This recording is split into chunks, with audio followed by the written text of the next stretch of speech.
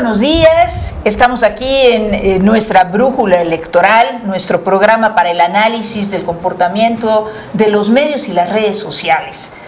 Nos acompañan en este momento la periodista Ivonne Melgar, que escribe la columna Retrovisor en Excelsior. Ivonne, muy buenos días. Buenos días.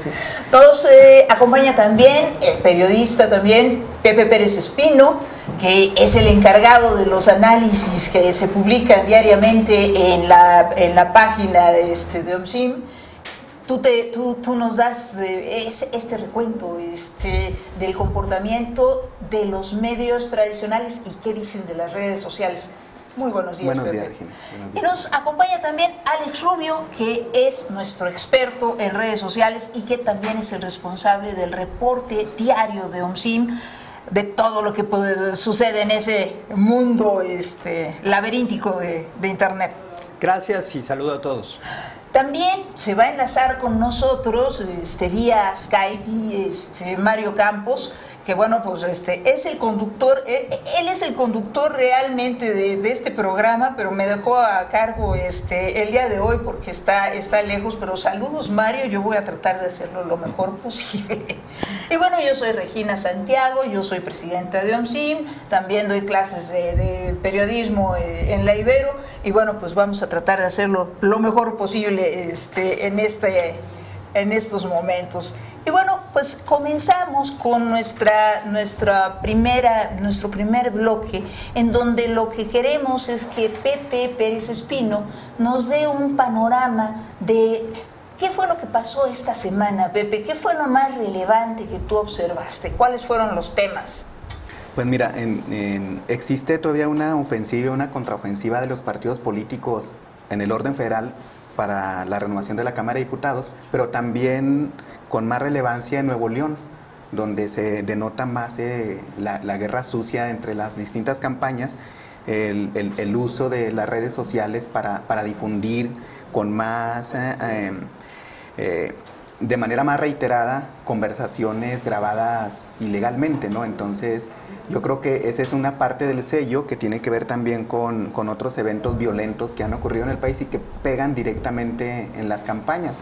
Obviamente el caso de Sonora sigue siendo relevante también por la misma divulgación de temas y asuntos que aparentemente estaban ahí escondidos y salen a luz precisamente por esta cobertura de los medios, de estar dando, digamos, de convertirse en voceros voluntarios de los estrategas de las guerras sucias de los partidos políticos, ¿no? Ese es un punto que yo creo que, bueno, vamos a estar analizando en el transcurso del programa, pero justamente esta parte en donde la propaganda de los partidos y específicamente estos estrategas que se han dedicado pues justamente a plantear toda la parte negativa, apostando a una campaña que planteara toda la parte negativa, pues nos han inundado, ¿no? Ivonne, tú también ya desde otra perspectiva, que es de tu perspectiva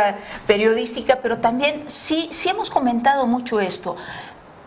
Planteábamos que había una especie de desinformación. ¿Por qué? Pues porque de lo único que nos enteramos es de las críticas y no nos enteramos de las propuestas. ¿Cómo ves, Ivonne? Efectivamente, Regina, yo sentiría que persiste esta parte y que quizá nos obligaría como prensa, que es lo que no estamos haciendo a fondo, y la propia academia, a revisar ese catálogo de exhibición de lo que significa la política, los negocios, los conflictos de interés, que son de alguna manera los que se han destapado, ¿no?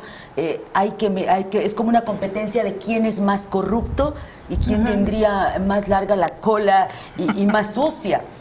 Y vería como otro punto que empezó a emerger esta semana, no sé si ustedes lo sintieron, ahí donde hay más competencia, empezar a señalar el rebase del tope de campaña, porque como la nueva legislación tiene el castigo y la penalización para anular los comicios y rebasaste, empiezo yo a observar el punto de Colima.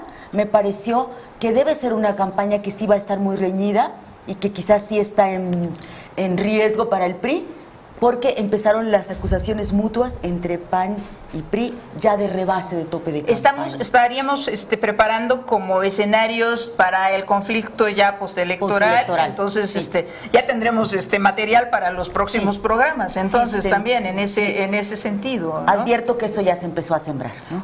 Yo creo que eso es importante. Sí. Alex, bueno, tú nos tenías preparado algo específicamente en tu sección, pero quizás valdría la pena, ya que Pepe lo mencionó tan específicamente, pues que nos comentaras qué es lo que tú has observado sobre Nuevo León. Pues rápidamente los microclimas son más interesantes que la visión nacional. También vemos un cambio de signo. Es decir, el uso de bots que antes le daría alguna ventaja a alguien. Hoy todas estas tácticas se revelan de tal manera que son signos de debilidad. Y así se ha usado. Si usas bots es porque estás débil, ¿no? Y se ha manejado este argumento en la red como una señal como de madurez también, de la lectura de que la trampa es tan evidente. Que dicen, bueno, el que use bots, el que tenga seguidores falsos, es alguien que está débil. Y, nada más Alex, recordándonos un poquito para quienes no estamos del todo familiarizados con ciertos términos, ¿qué es lo que consideramos como bots? Porque luego nos confundimos entre los bots y los que no son bots. Es más, tú le diste una lección por ahí a alguno de los periodistas en términos de que estaba confundiendo los bots ya con otro tipo de estrategias que se están utilizando. ¿Qué son los bots? Sí, digamos que hay que distinguir entre la programación de actividad automatizada. Es decir, cuando se genera un programa informático que está posteando o recogiendo notas, hay bots muy sofisticados que son casi imposibles de distinguir, que toman aleatoriamente posteos de otras personas y los reproducen en una cuenta para parecer real. Normalmente un bot o un conjunto de bots van a replicar el mismo mensaje en periodos de corto, muy tiempo, y cuando digo el mismo es exactamente el mismo. Usualmente serán cuentas de muy poca duración y en algunos casos se ha demostrado que vienen de Ucrania o de Pakistán, ¿no? y toman noticias y las reproducen a gran velocidad o intentan colocar o tronar hashtags. Yo lo que vemos es que esta actividad automatizada ha perdido toda su eficacia y más bien qué bueno, además, exactamente, qué bueno. Y por otro lado tenemos un fenómeno, digamos, nuevo, reciente, natural que suceda, de las personas que muy activamente están haciendo también promoción del voto o defensas de sus candidatos, como brigadistas digitales, les llamamos en el artículo. Así como los brigadistas en el terreno y en el territorio offline, digamos, pues hay este tipo de brigadistas que ¿qué serían? Bueno, gente que está sí contratada por los partidos o que son simpatizantes de los partidos y bueno, pues de todas maneras participan como en conjunto, ¿no? Así es, que se coordinan y hacen llamados, lancemos este hashtag o logremos esto y bueno, estamos observando ahí nada más que el tono sea de debate, ¿no? Justamente que no sea un tono que descalifica o que inhibe a las personas, que si yo defiendo un candidato no me caiga un ejército de comentarios que me inhiben a mí para volver a sacar la mano. Pero entonces sí nos quedaríamos con este diagnóstico de Pepe, en donde pues sí, desafortunadamente pues ha prevalecido, digamos, en las estrategias de los candidatos, pues esta parte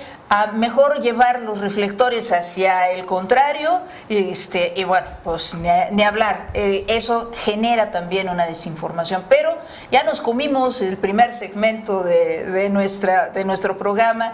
Vamos a hacer una breve pausa que prometemos que será muy breve y en un momento regresamos.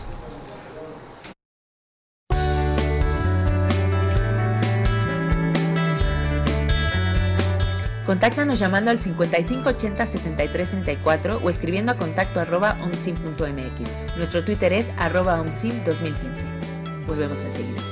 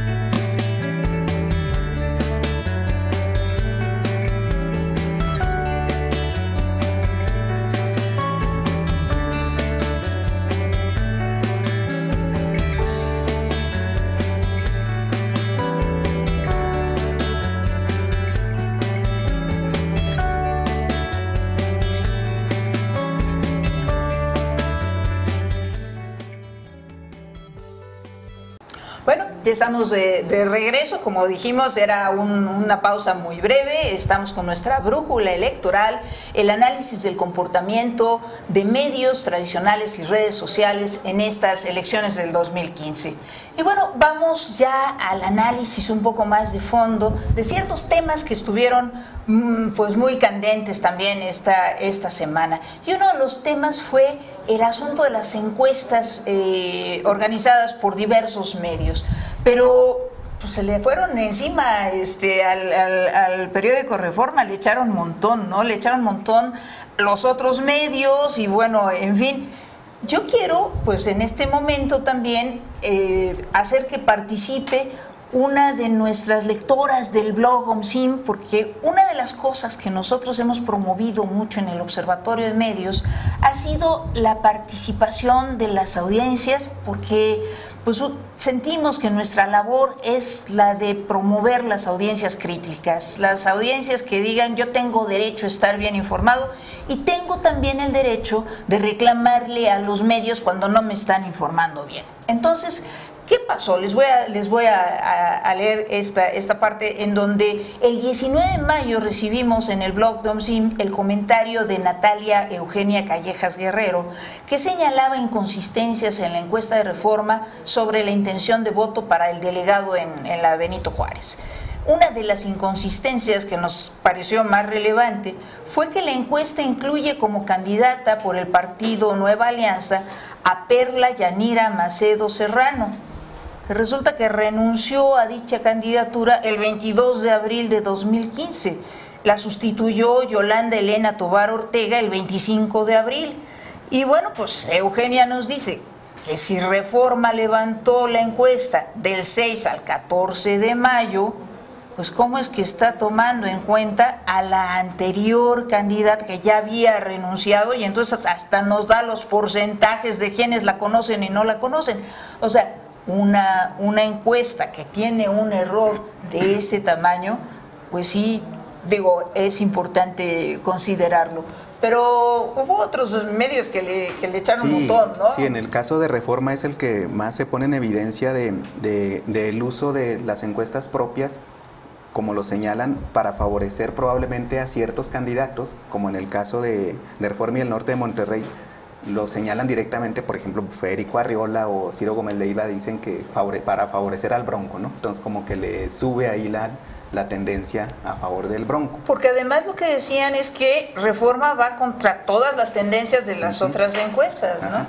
Y en el caso de la Ciudad de México, lo de la Benito Juárez, bueno, están estas críticas que se hicieron en esta semana, pero también hay encuestas contradictorias, como en Miguel Hidalgo, en donde La Razón publica una encuesta donde le da ventaja a un candidato que es diferente a la que le da Reforma, ¿no? Entonces, ese tipo de situaciones son las que han estado mellando no la credibilidad del periódico, sino el debate, o alimentando el debate o la polémica en torno a cómo los medios pueden usar las encuestas para favorecer por sí mismos a ciertos candidatos, y también cómo los partidos utilizan las encuestas para manipular los contenidos de las encuestas para favorecer a ciertos candidatos. También en esta semana, Mural denunció en Jalisco que se estaban usando sus encuestas, las verdaderas, pero también manipulando las imágenes para generar una campaña favorable a ciertos candidatos.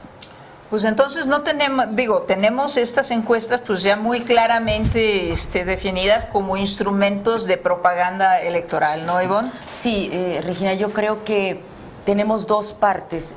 Por un lado, sí hay un como descrédito ahorita generalizado de las encuestas en general, enfocado en el caso Reforma, donde la clase política perredista, particularmente en la ciudad, se siente lastimada porque considera que Reforma milita en contra de sus candidatos. Y yo veo dos cosas. Vamos a tener la oportunidad de saber también quién ganó y quién perdió en las encuestas, quién se acercaba más. Sin embargo, en el trayecto sí considero que están generando percepción, están construyendo información. Y me hacía una crítica un protagonista de la elección, que me parece muy pertinente y que quiero compartir y que le di toda la razón.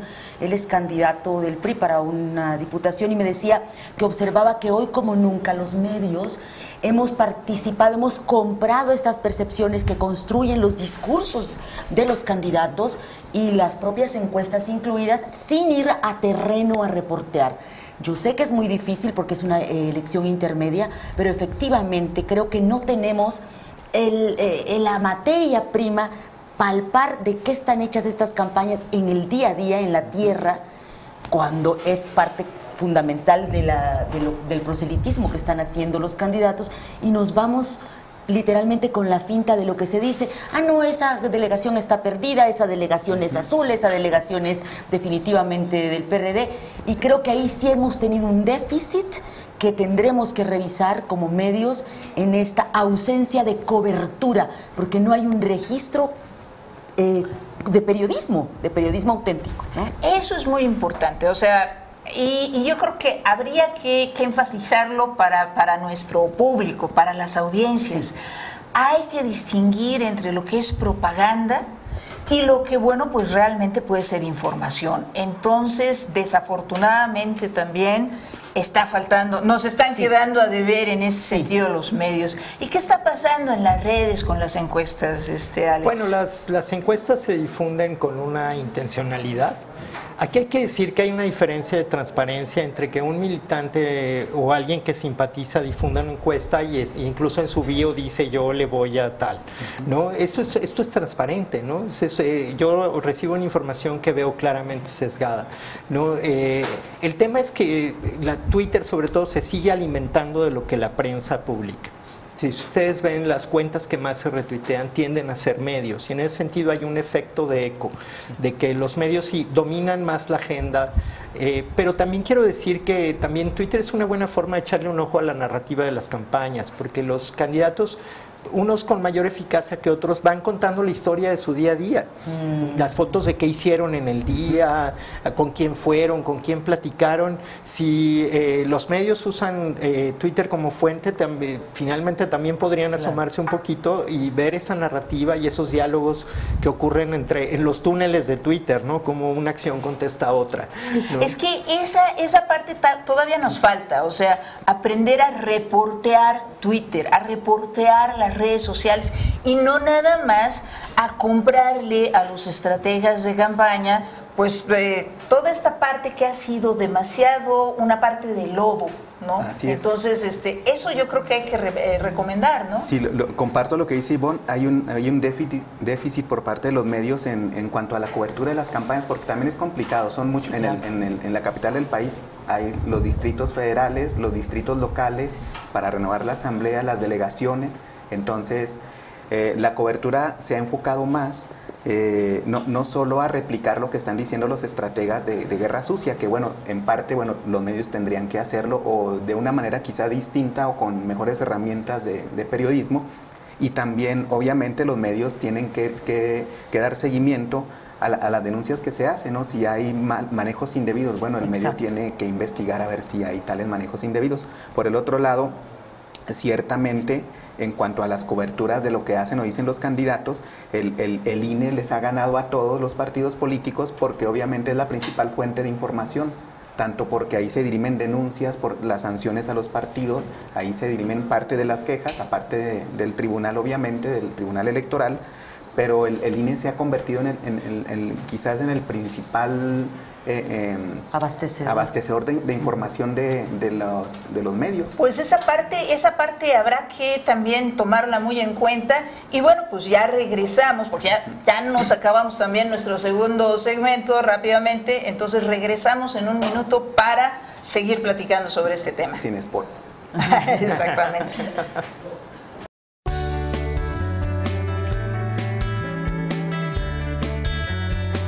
Contáctanos llamando al 5580-7334 o escribiendo a contacto@omsim.mx. Nuestro Twitter es @omsim2015.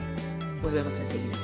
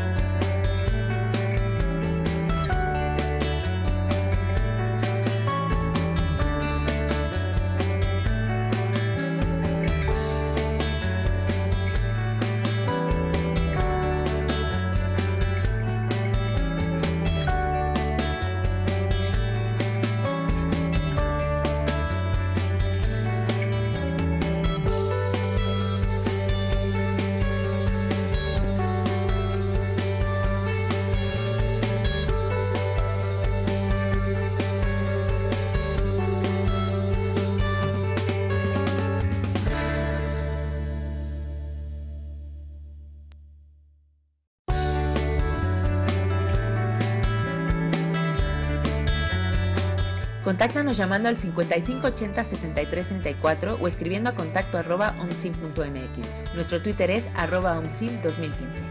Volvemos enseguida.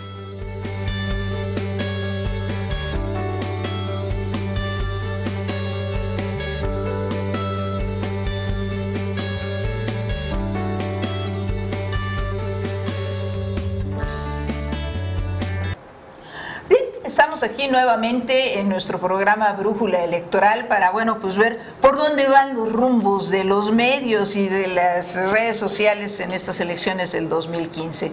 Y bueno, tuvimos esta semana la presentación de nuestro proyecto de observación electoral, porque formamos parte del programa de observación electoral en este año. Y entonces, bueno, pues hubo una gran atención de los medios, Alex, y muchas demandas de información. A ver, ¿qué te pidieron, Alex? Bueno, básicamente dos temas importantes. El primero, algo que ya había hecho OMSIM, que es el recorrido por las cuentas que intentan suplantar identidad. Después de 2 eventos, uno con Broso y otro con el INE en específico, ambos fuegos apagados bastante rápido y sin consecuencias, ¿no? Esta es una práctica que fue muy usada hace unos años, pero que ha tenido una depuración. Ustedes pueden encontrar en el blog de OMSIM una lista completa de cuentas que se parecen o que intentan. Yo voy a señalar hoy solamente 2, una que tiene el nombre de @ponteguapo, ya sabrán a quién se refiere, guapo con 3 O's, y que es una cuenta que se usa para comentar en contra de Claudia Pavlovic, y se usa para eso. En realidad tienen pocos seguidores. Como yo decía, estos esfuerzos han cambiado de signo. Hoy quien los usa y es detectado es acusado de debilidad, ¿no? Y de hacer trampa. La otra, con el nombre de @narcoaureoles, es una cuenta que obviamente intenta ligar al candidato con el crimen organizado, que también solo tiene 2 tweets y no ha pasado a mayores. En nota de color, en Querétaro hay bastantes cuentas paródicas de los candidatos que incluso se contestan entre sí, se hablan y se platican. O sea, tenemos debates de las cuentas paródicas. Debates de parodia que la verdad, pocas veces las cuentas de parodia son de parodia, ¿no? Estas sí son. Ahí en Querétaro, entre Ponch Domínguez y el Diablito Loyola, todos los días se platican otra narrativa de la elección, ¿no? Sí. No menos venenosa, ¿eh? No menos Pero venenosa. Yo en este punto, Alex, yo estaría un poco en desacuerdo contigo. Te voy a decir, te voy a hacer mi planteamiento. Yo creo que las cuentas falsas y las cuentas paródicas quizás ahorita están en una especie de repliegue, pero lo que sí analizamos cuando vimos un poquito más de fondo el fenómeno fue que la cuenta del INE, por ejemplo, lo que estaba tratando de hacer era generar confianza, o sea, generar tweets casi en espejo de los tweets de la cuenta real. ¿Para qué? Para que la gente, para ir obteniendo seguidores, para que la gente se fuera con la finta. ¿De qué se trataba y de qué se ha tratado finalmente con la experiencia que tuvimos en el 2012 con este tipo de cuentas? De que en algún momento clave, entonces sueltan la bomba, ¿sí? O sea, lo que sucedió en el 2012 era que había una cuenta falsa, o sea, no era paródica, esta era una suplantación de identidad que en aquel entonces el IFE dejó correr, no le hizo caso. Argumentaban algo así como que, bueno, de las redes sociales, Twitter es un territorio que no está regulado, pues entonces nosotros no podemos intervenir. Alguien los mal asesoró, porque simple y sencillamente, como tú nos has explicado, Alex, pues basta con que se denuncie una suplantación de identidad y se pruebe, y entonces, bueno, ahí sí bajan las cuentas, ¿no? Sí, ojo, hoy basta, ¿no? Hoy basta. Hace 2 años Twitter reaccionaba mucho más lento, era una compañía muy pequeña, ¿no? Ahora en 48 horas prácticamente una cuenta de esta relevancia, las cuentas ya están certificadas. O sea, no siempre es descuido. Bueno, pero el IFE dejó correr toda la elección. Pues el tiempo dirá, había más de 10 cuentas, ¿no? Todas se fueron apagando. Mira, yo te digo esto porque cuando OMSIM salió con su conferencia de prensa a decir, oigan, esto es falso. En 2 días pararon la cuenta, ¿no? Y entonces, bueno, pues ya también tenía su palomita. Y Pero bueno, entonces, el tiempo va a corroborar si hoy tenemos una audiencia más atenta, si hoy tenemos una audiencia menos naif, ¿no? Menos inocente frente a esto.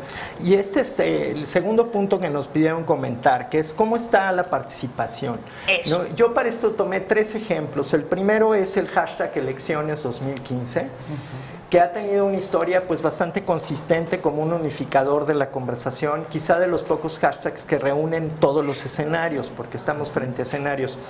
En este hashtag hay que decir que la participación en general en los hashtags es, para lo que nos reflejan las herramientas que tenemos, en un nivel de edad bastante alto, o sea, donde los segmentos más altos están arriba de los 30 años, dentro de los participantes de la red, lo cual es unas totalmente gráficas, atípico. Sí, nos ponen por ahí los gráficos, estaría padrísimo. Si no se puede, no hay problema. Si no, pues bueno, Alex seguirá describiéndonos el comportamiento. Segundo hashtag que ha escrito la elección, quitan el registro al verde. En este caso, ahí está elecciones 2015 con sus, sobre todo al arranque de la elección muy alto, y ha ido modificando su comportamiento con el tiempo. Si nos vamos a la de quitan el registro al verde para que veamos este comportamiento que cuenta una historia diferente, van a ver ustedes ahí un gran pico coincidente con la filtración de las grabaciones del consejero presidente, en el que este hashtag volvió a ponerse en circulación, ¿no? Ha tenido esta historia de irse impulsando. En este hashtag también una participación básicamente de un segmento de edad alto para el promedio de usuarios de Twitter, con voceros muy claros, que son los más retuiteados dentro de este evento. En cuanto a género, bueno, bastante parejo, ¿no? Por ahí Internet es más masculino, decían, aunque estamos en las elecciones de género. Y nada más terminar con un comentario sobre Nuevo León, donde sí es todo el catálogo de bots, cuentas, acusaciones de cuentas falsas, inyección de usuarios ficticios, ha estado a la orden del día. Antier una grabación otra vez calificada como falsa, y quizá la más intensa dentro de redes sociales, la elección de Nuevo León, para echarle ojo. Pues ni hablar, Alex, pues nos vamos una pausa porque ya está esperando. Ahora sí nos dicen que está totalmente bien enlazada nuestra llamada con Mario Campos, que bueno, pues va a tener su colaboración a distancia para no dejarnos solos. Bueno, del todo solos. Yo aquí sufro con la conducción. Pero bueno, en un momento regresamos.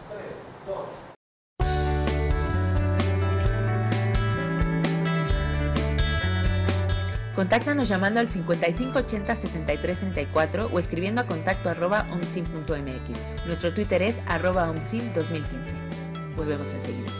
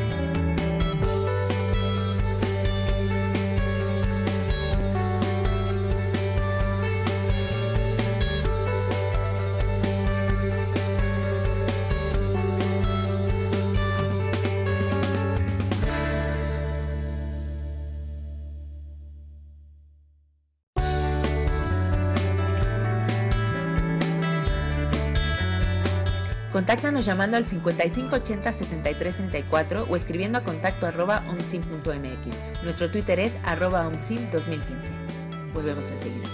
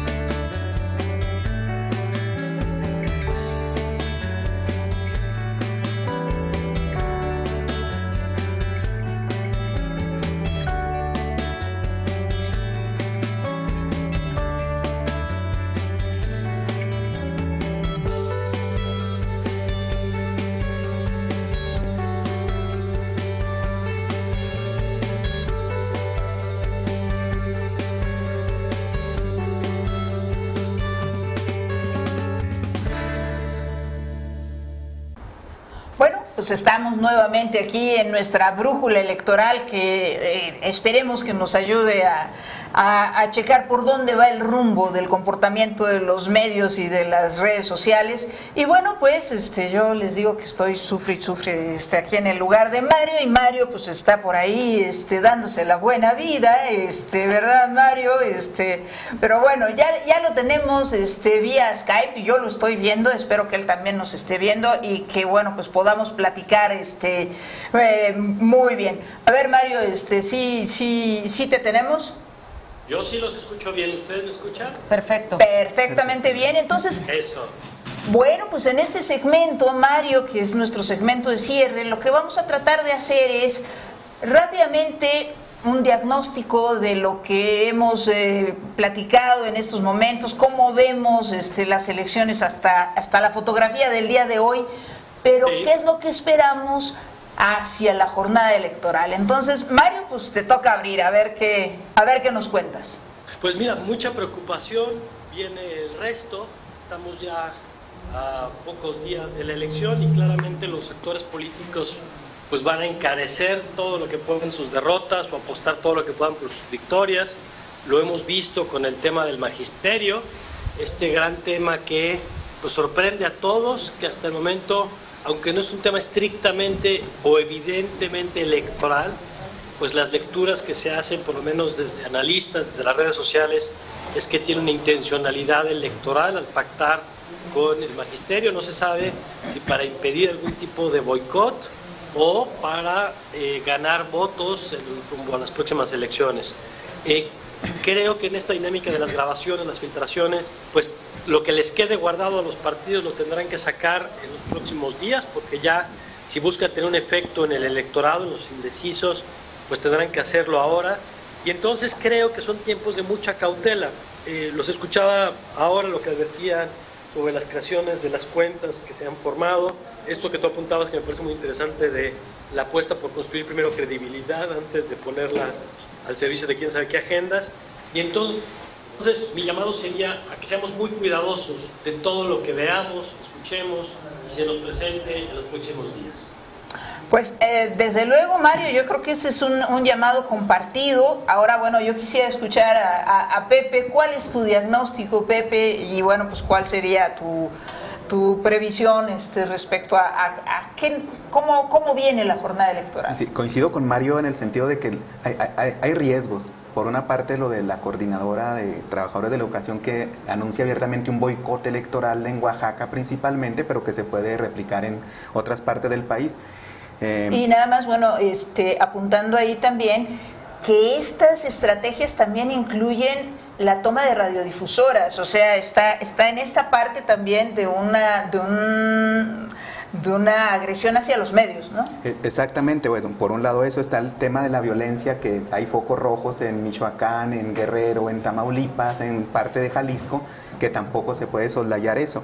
Por el otro lado, también quiero compartir la reflexión de que en estas campañas los medios no han ayudado lo suficiente con sus trabajos periodísticos para que los electores sepan o comprendan qué país les está ofreciendo cada plataforma legislativa de los partidos políticos. Es decir, básicamente sabemos por qué son malos unos o por qué son peores otros, pero no sabemos qué le están proponiendo a los electores, a los ciudadanos y electores, o sea, qué país qué le ofrecen a los que van a votar para que puedan sufragar por ellos. Entonces, esa es otra de las omisiones por parte de los medios y que falta hacer obviamente en la dinámica del día a día de estar generando las polémicas que se suscitan a través de las redes sociales con estas prácticas de guerra sucia. Así es, Pepe.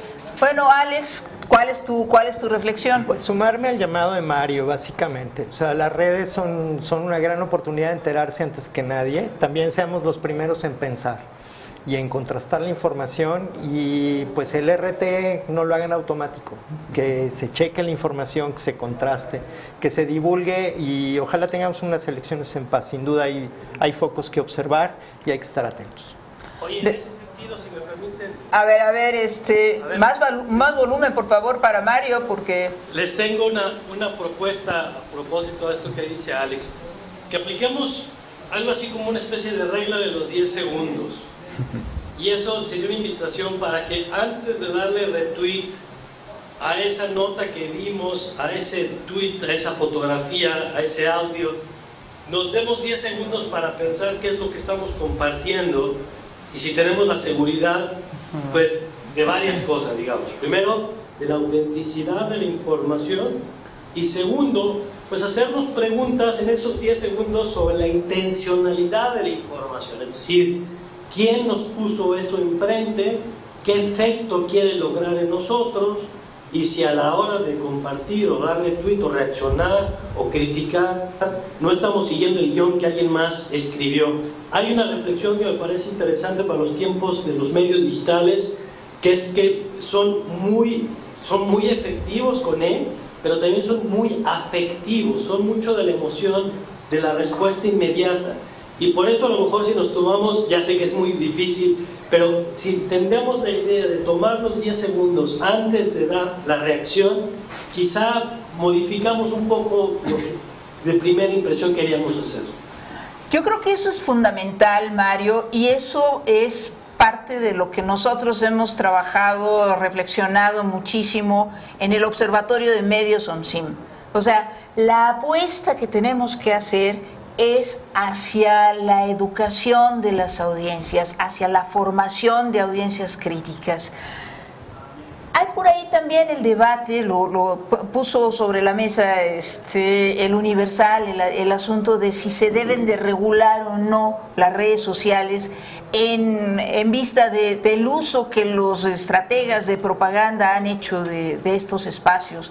Y que salía también en la conferencia de prensa un planteamiento que llamó mucho la atención, en el sentido de que justamente estos estrategas lo que plantearon y lo que planearon fue, voy a hacer mi spot totalmente negro, lleno de lodo, etcétera. Como la legislación no prevé una censura previa, entonces lo transmito.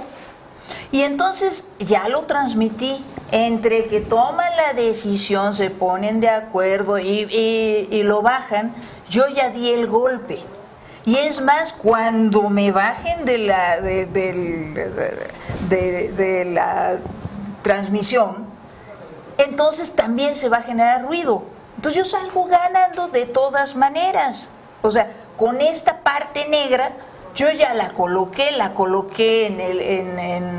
en la mente de los electores, y aparte tengo el chance de que lo pongo en mi canal de YouTube, lo anuncio en mi sitio de internet y se sigue transmitiendo, porque eso no está prohibido, no está regulado. Entonces, bueno, hay toda esta parte en donde los estrategas se la pasan pensando más bien no como en colocar las propuestas de sus candidatos. Eso no vale, o sea, eso no vende. ¿no? Como dicen también en términos generales, las buenas noticias no venden, ¿no? Entonces lo que vende es el morbo, lo que vende es el escándalo. Eso es lo que dicen.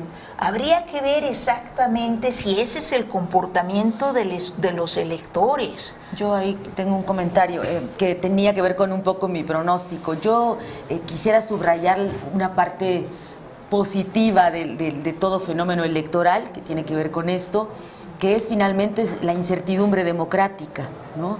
Y creo que debemos también estar atentos a lo que va a suceder, cómo se procesó el llamado al voto nulo, por un lado, y esta guerra sucia, que incluso nosotros en Excelsior hicimos un reportaje con Nueva Alianza que nos decía cómo suspendió su campaña de spots que iban directo a criticar partidos porque leyeron en los grupos focalizados de evaluación que eso a la gente le molestaba. Entonces, no sabemos cómo se procesó. A mí me llama mucho la atención el 40, 42, hasta 45% de las encuestas, la gente no contestó. La gente dijo, no, yo no quiero decirte por quién voy a votar. Entonces, a mí me parece que también tenemos que estar abiertos como medios y como observadores a cómo se va a procesar esa guerra sucia, los llamados al voto nulo y la propia competencia que algunos candidatos quizás generaron, ¿no? Pues yo sí quisiera ser optimista y apostarle justamente a que hay una mayoría que no está de acuerdo con los estrategas y que a la hora de emitir su voto va a tomar en cuenta otro tipo de cosas y no solo el lodo en que nos han tratado de sumir. Hay una gran violencia física, hay muchas amenazas, tenemos que estar conscientes de eso. Hay mucho que se está poniendo en juego en estas elecciones. Entonces yo creo que es el momento de que también reflexionemos como ciudadanos, como ciudadanas, qué es lo que está en juego a la hora de emitir nuestro voto. Entonces yo sí haría un llamado también para toda nuestra audiencia que nos está siguiendo en este momento. Tenemos nuevamente el hashtag No Te Enredes. Los invitamos a que utilicen el hashtag, los invitamos a que se comuniquen con nosotros en @unsim2015 y bueno, yo estoy en @regi_Santiago. Vamos a hacerle caso, ya comentamos pues lo que nos dijo Eugenia y bueno, pues seguiremos informando. El día de las elecciones vamos a tener una cobertura, comuníquense con nosotros, vamos a estar en contacto. Pues muchas gracias, Ivonne, Alex, Pepe, Mario, pues hasta luego. Ahí me dejaste sufriendo, ¿verdad? Pero bueno, muchísimas gracias por habernos dado su atención.